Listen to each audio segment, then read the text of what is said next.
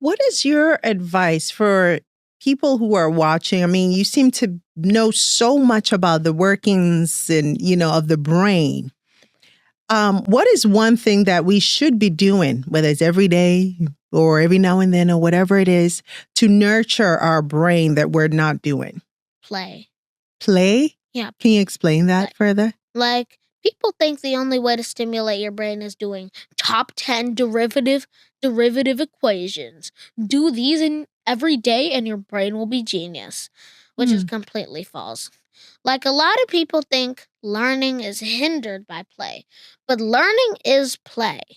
Like, when you're playing on the slide, you're not learning equations and physics, even though that's in there.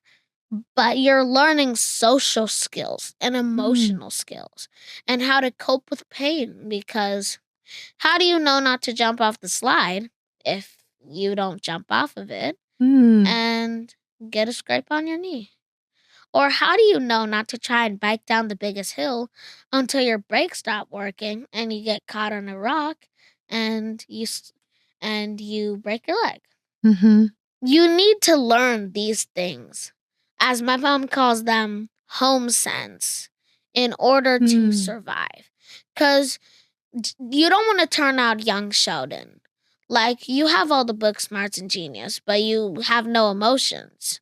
And you don't know how to deal with certain things that your colleagues will be able to easily handle. So people will underestimate you.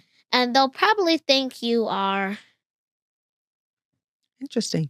So for parents who, we see this a lot, especially in our African homes, right? In our African community, where play is not encouraged as much as study, right? Stop playing and go do your homework. So are you saying that's a mistake? Exactly. Are you saying parents should dedicate more time to play? Well, if you play all day, you won't learn. And if you learn all day, you won't play. You need to have a certain balance. Like, if you have this child, let's name him Eduardo. Eduardo loves learning. I love learning.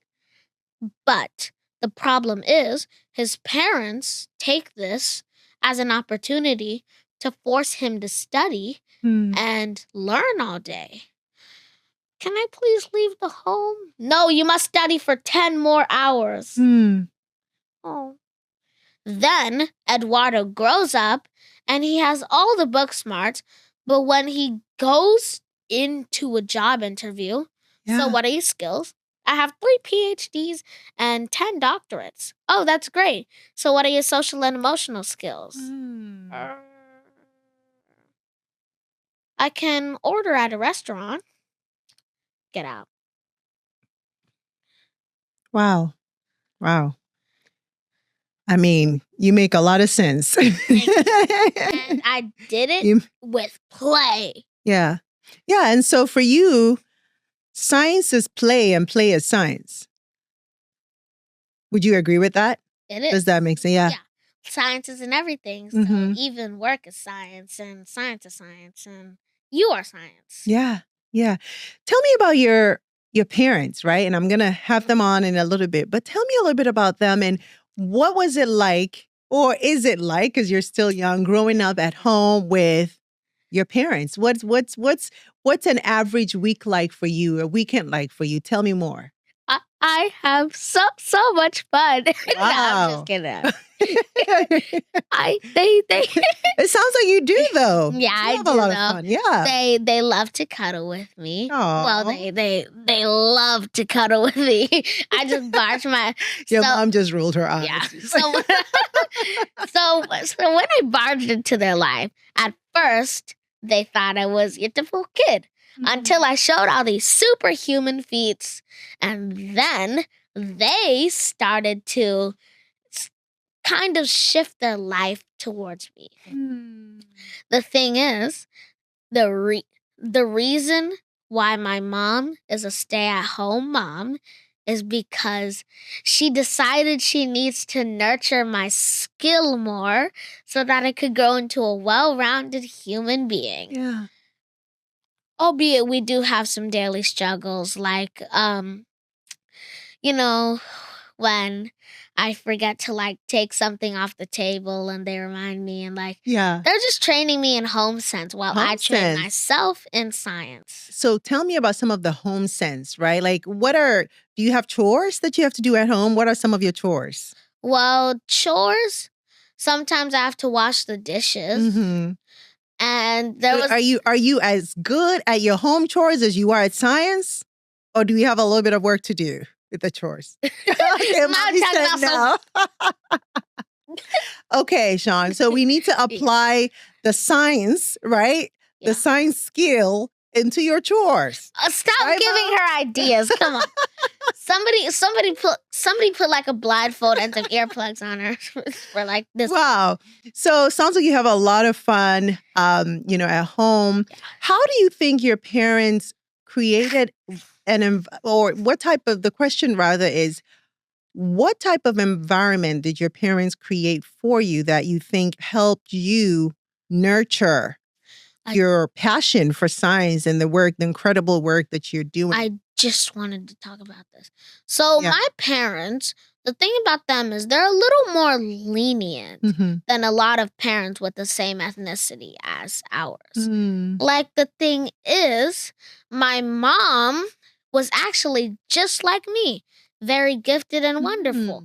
But the environment she was in was instead of how they took my intelligence and thought of it as a gift, whenever she would make a witty remark or a wisecrack, then they would be something like, stop being so witty, or stop talking too much. Or something that would normally bring a kid down. Yeah. Do you think this is a big problem in the African community? Do you see this problem? It is. Yeah. Yes. So what's your message for parents, right? Who have kids who are talented and gifted, like you? What's your advice to them? How do they really tap into, or help unleash their potential just as much as your parents have done for you? What would be your advice? The thing is, your kid doesn't have to be me to be smart. They don't have to be all gifted and superhuman from the start. All you have to do is just allow them to flourish in what they want. I use this metaphor for this school somewhere where instead of teachers teaching students what the students have to learn, the teachers teach the students what the students want to learn. So the student picks a subject that they want to know, and the teacher helps them nourish in it, and it helps them grow. So when they end up leaving the school, they go outside with something actually cool instead of knowledge that is not going to be useful in the future of their life. Yeah. A lot of people make a lot of complaints that school doesn't teach the things that are so quaint in this world, like taxes and finances. Although there are some classes that teach about that, the thing is, in a lot of public schools, they don't teach a lot. Yeah. And the thing is, the students end up going out with information they don't actually want. Or use. Yeah.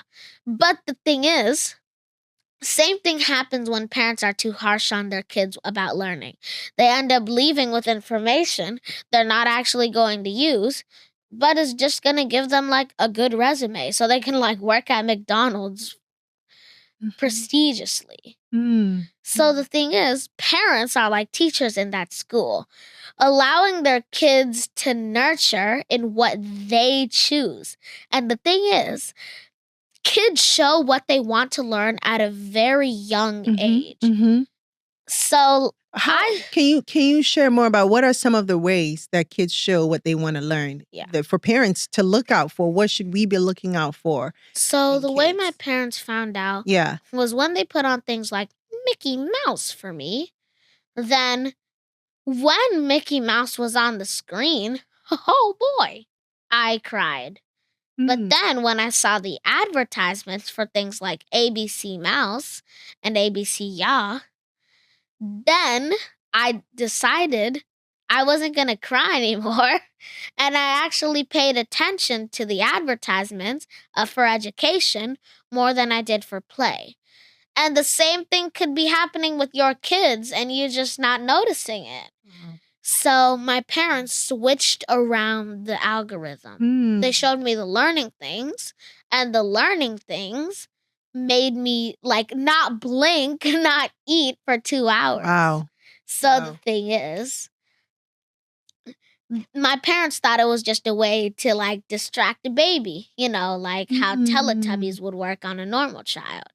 But I was actually absorbing this information like a Wow. little science kid sponge. And I eventually turned into who I am now. Wow. And your kid can too. Mhm. Wow. I have a That's 30-day amazing, training Sean. course for your babies, and That's amazing. they will go through a strict regimen of